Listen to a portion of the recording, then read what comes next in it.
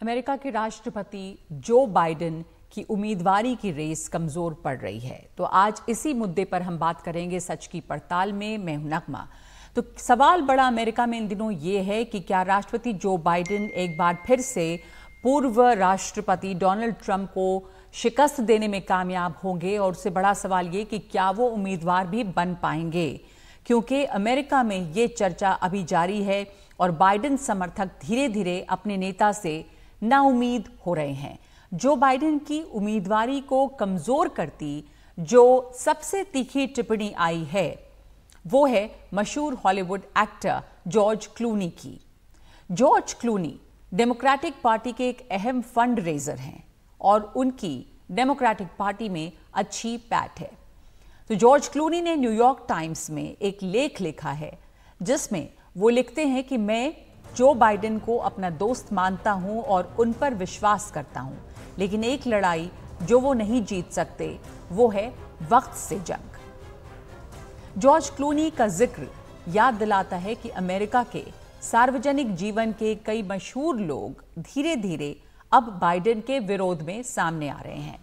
Netflix के chairman read Hastings और IAC के चेयरमैन बैरी डिलर अपनी असहमति पहले ही जता चुके हैं।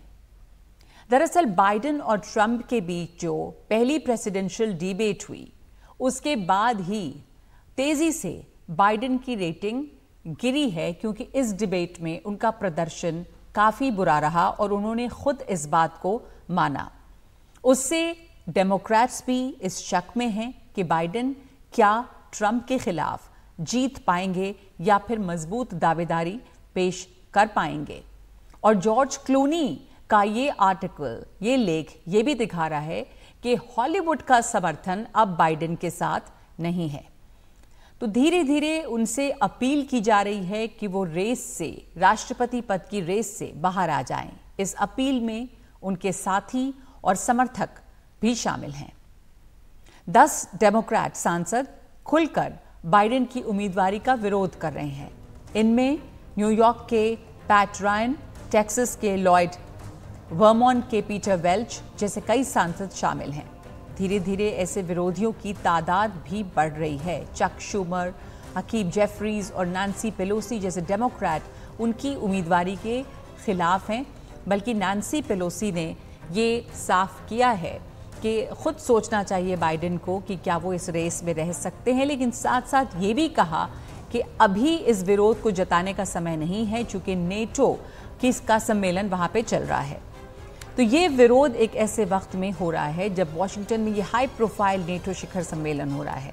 बेशक ट्रंप के खिलाफ बाइडेन को अमेरिका के बड़े उदारवादी तबके का समर्थन हासिल है और अमेरिकी कांग्रेस का ब्लैक कॉकस उनके साथ है, लेकिन उनकी उम्र पर जो सवाल उठते रहे हैं वो अब ट्रंप के साथ पहली बहस के बाद और तीखे हो गए हैं। 81 साल की उम्र सबको कुछ ज्यादा लगने लगी है, इसलिए भी क्योंकि बाइडेन बोलते बोलते लड़खड़ाते नजर आते हैं। डिबेट के दौरान ऐसा लगता है जैसे वो सो जाते हैं। इसका असर पिछली बहस पर भी पड़ा। ट्रंप ने लगातार उन पर आरोप लगाया कि वो वैदेशिक मामलों में नाकाम रहे हैं। बाइडेन ट्रंप के कई झूठे बयानों के भी कारगर जवाब नहीं दे सके। लेकिन सवाल है कि अगर बाइडेन नहीं तो फिर कौन? अभी डेमोक्रेट्स ने क्या कोई वैकल्पिक उम्मीदवार पर सहमति बनाई है? जवाब में सबकी नजर कमला हैरिस की ओर मुड़ रही है। मगर क्या डेमोक्रेट्स के भीतर बाइडेन की उम्मीदवारी रोकने को लेकर इतनी मजबूत राय है, और क्या वैकल्पिक उम्मीदवार को लेकर एकजुट हैं? दरअसल मामला बाइडेन के समर्थन का नहीं है, ट्रंप का भी है। और अगर ट्रंप इसी तरह बाइडेन पर हावी दिखे तो डेमोक्रेट्स वो सब कुछ हार जाएंगे जिसके लिए वो बाइडेन को खड़ा कर रहे हैं। तो फिर क्या राष्ट्रपति चुनाव की इस रेस में बिल्कुल आखिरी वक्त में डेमोक्रेट्स अपना घोड़ा बदलेंगे, और क्या जो भी नया उम्मीदवार होगा वो पार्टी और समर्थकों में नया उत्साह भर पाएगा? तो आज सच की पड़ताल में ये तमाम सवाल हमारे सामने हैं, और इन सवालों को समझने और इनके जवाब तलाशने के लिए हमारे साथ कूटनीति विशेषज्ञ जुड़ रहे हैं। ब्रह्मा चिलानी, बहुत धन्यवाद आपका ब्रह्मा।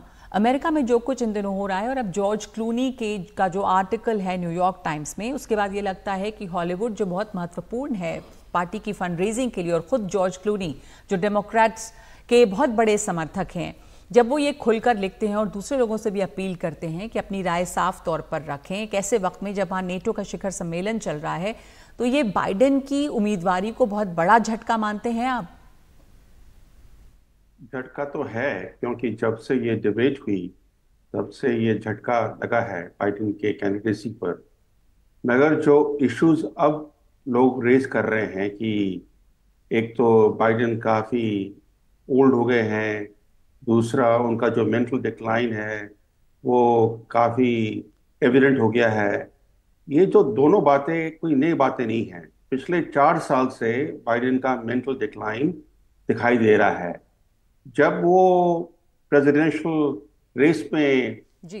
एंटर किया उन्होंने 2020 में, तब से इस तरह का एविडेंस काफी दिखाई दे रहा है।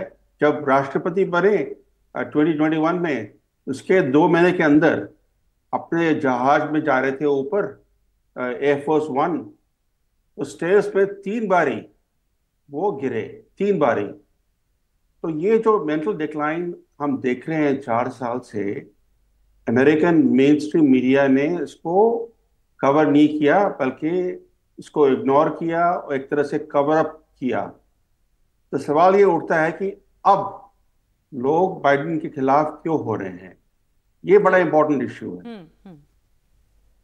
तो ये अब क्यों खिलाफ हो रहे हैं? और ये बात कहा भी जा रहा है कि जॉर्ज क्लूनी ने जो न्यूयॉर्क टाइम्स में एक लेख लिखा, ऐसा नहीं था कि लोगों को इसके बारे में अंदाज़ा नहीं था। वो बराक ओबामा के भी अच्छे दोस्त हैं। कुछ समय पहले जो फंड रेजर में ये लोग शामिल हुए थे, उसमें बराक ओबामा भी थे।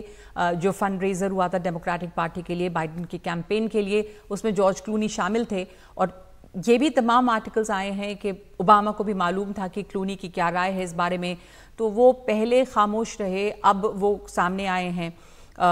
और ऐसे वक्त में आए हैं जब वहाँ पे नेटो का शिखर सम्मेलन हो रहा है, जबकि नैंसी पेलोसी ने ये कहा भी कि कुछ दिनों तक इस पब्लिक ओपिनियन को देने से पहले रुकना चाहिए। तो ये टाइमिंग जो है, इसको आप कैसे समझ रहे हैं?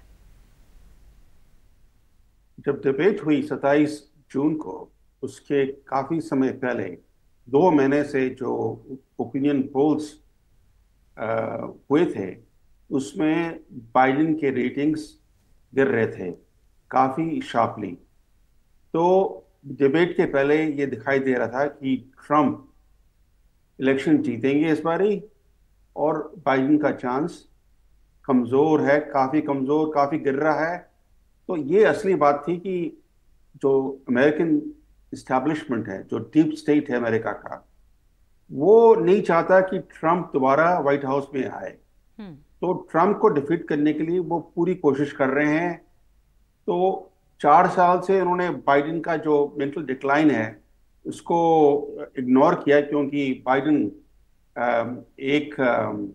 एक इंडिविजुअल थे जिन्होंने ट्रम्प को हारा, और उनका सत्ता में आने से ट्रम्प का जो थ्रेट था वो एक तरह से कंटेन हुआ। मगर जब बाइडेन के ओपिनियन पोल्स काफी अनफेवरेबल हो गए, तो बाइडेन एक वीक कैंडिडेट हो गए अमेरिकन इस्टेब्लिशमेंट के लिए। तो अब अमेरिकन इस्टेब्लिशमेंट या डीप स्टेट चाहता है कि एक नया कैंडिडेट आए डेमोक्रेटिक पार्टी का, जो ट्रम्प को हरा सके, क्योंकि बाइडेन तो हरा नहीं पाएगा। तो कोई यंगर कैंडिडेट जो डायनेमिक हो और जो ट्रम्प को हरा सके, तो इस पर सारा फोकस है इस समय। पर इस समय जो ये फोकस है, उसके लिए पार्टी में एक आम राय भी चाहिए, एक सहमति चाहिए, तमाम लोग एकजुट होने चाहिए। ये बात सामने आई है कि एक मत से पार्टी एक और कैंडिडेट को सामने लाए। अभी इस वक्त ये कैंडिडेट बदलना डेमोक्रेटिक पार्टी के प्रॉस्पेक्ट्स को किस तरह उस पर असर डालेगा? नहीं बदलना भी उनके लिए अब लग रहा है कि बहुत नुकसानदेह है, क्योंकि जिस तरह का प्रदर्शन रहा है बाइडेन का, वो ट्रम्प को हरा पाएंगे इसके ऊपर बहुत संदेह है उन्हीं की पार्टी के लोगों के लिए। लेकिन फिर भी आपको लगता है कि क्या कुछ गणित ऐसे हैं जो अभी भी बाइडेन के पक्ष में हैं? क्योंकि जो ऑप्शन हो सकता है बाइडेन के खिलाफ के बदले में, उसमें सबसे बड़ा नाम एक कमला हैरिस का भी आता है जो पॉपुलर हैं, बट क्या उनके ऊपर एक आम राय अमेरिका में बन पाएगी?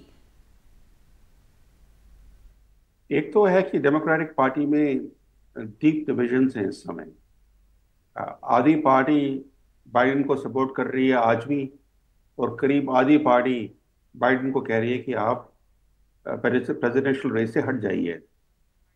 इसमें दो बातें हैं। एक तो कि जो कैंपेन चल रहा है बाइडेन के खिलाफ काफी अनडेमोक्रेटिक कैंपेन है, क्योंकि बाइडेन कैंडिडेट बने प्राइमरीज में, डेमोक्रेटिक पार्टी के प्राइमरीज में बाइडेन को 87% वोट मिले। करीब 14 मिलियन लोगों ने बाइडेन को वोट दिया। अब ये एस्टैब्लिशमेंट कहता है कि नहीं, ये जो डेमोक्रेटिक प्रोसेस था ये बेकार का प्रोसेस था, हमें अभी अपना घोड़ा बदलना है। और दूसरी बात यह है कि अगर दूसरा घोड़ा लाते हैं रेस में, तो सवाल उठता है कि जो 240 मिलियन डॉलर्स बाइडेन ने इकट्ठे किए हैं अपने कैंपेन के लिए, क्या दूसरा कैंडिडेट उन पैसों को यूज कर पाएगा? इस समय सिर्फ एक दूसरा कैंडिडेट उस कैंपेन मनी को यूज कर पाएगा लीगली, वो है कमला हैरिस। क्योंकि कमला हैरिस बाइडेन की रनिंग मेट है, और बाइडेन ने ये पैसा 240 मिलियन डॉलर इकट्ठा किया था अपने नाम पर और कमला हैरिस के नाम पर जी। अगर कोई दूसरा कैंडिडेट रेस में आता है कमला हैरिस के जगह, तो उसके पास ये एक्सेस नहीं होगा, he will not be able to use this money। तो उस वजह अब क्या है कि डेमोक्रेटिक पार्टी के जो लोग बाइडेन के खिलाफ हैं, वो चाहते हैं कि कमला हैरिस कैंडिडेट बने, क्योंकि 240 मिलियन डॉलर का सवाल है। 240 मिलियन डॉलर अगर आपके पास हो, तो आपका जो प्रेसिडेंशियल कैंपेन है काफी मजबूत हो सकता है। तो इस वजह ऐसे अंग्रेजी में बोला जाता है ना कि मनी टॉक्स। इस समय मनी इज टॉकिंग, और उस वजह ये कैंपेन चल रहा है कि कमला हैरिस डेमोक्रेटिक पार्टी का नया कैंडिडेट बने। तो ये उनकी कमला हैरिस की दावेदारी, या ये कि कमला हैरिस ही डेमोक्रेटिक पार्टी की उम्मीदवार बनेंगी, ये काफ़ी मजबूत लग रही है ये ऑप्शन। और ये भी लगभग तय लग रहा है अब तो तमाम पब्लिक ओपिनियन सामने आए हैं कि बाइडेन डेमोक्रेटिक पार्टी के उम्मीदवार अब शायद नहीं होंगे, बहुत कमज़ोर पड़ चुकी है उनकी जो दावेदारी है। मेरे ख्याल से जो अगले 7 दिन हैं वो बहुत क्रिटिकल है बाइडेन के लिए, क्योंकि लग रहा था 2 दिन पहले कि जो कैंपेन चल रही है बाइडेन के खिलाफ, उसके खिलाफ तो उस बाइडेन में थोड़ी कमजोरी आई, और बाइडेन के जो स्ट्रॉन्ग स्टेटमेंट्स थे पिछले कुछ दिनों में उससे फर्क पड़ा। मगर अभी पिछले 24 घंटे में दोबारा ऐसे लग रहा है कि बाइडेन कमजोर दिखाई दे रही है दोबारा। तो अगले एक हफ्ते के अंदर ये डिसाइड होगा कि बाइडेन रेस में रहेंगे या रेस से बाहर निकलेंगे।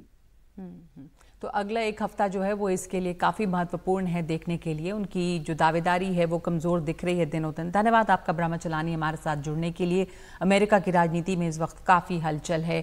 चुनाव जो है वो सितंबर में है, और उसके पहले ये तमाम हलचल वहाँ पे हो रही है कि डेमोक्रेट पार्टी का उम्मीदवार जो है वो कौन होगा अगर बाइडेन अपनी दावेदारी छोड़ते हैं। तो अब Motorola question of the day. Hello Moto. Motorola Bharat का सबसे अच्छा 5G स्मार्टफोन ब्रांड। कहते हैं कि कूटनीति की दुनिया में कई जुबानें होती हैं, लेकिन कई लोग वाकई कई भाषाएं सीखने की कोशिश करते हैं। आपको दिखाते हैं हमारे सहयोगी पल्लव बागला से बात करते हुए अमेरिकी राजदूत एरिक गारसेटी हिंदी बोलते नजर आए। Some words in Hindi from you? You learned Hindi? Sure. I think sometimes I say alag desh, alag rivaj. You know, different country, different custom. But I think now it's maybe do desh, ek dil. Ek dil. One heart, 2 countries coming together. So do desh, ek dil. Absolutely. Or antariksh mein, in space, together. Achha. Is that the future? Absolutely. I think we can't go alone. None of us can. And India and the United States are stronger together.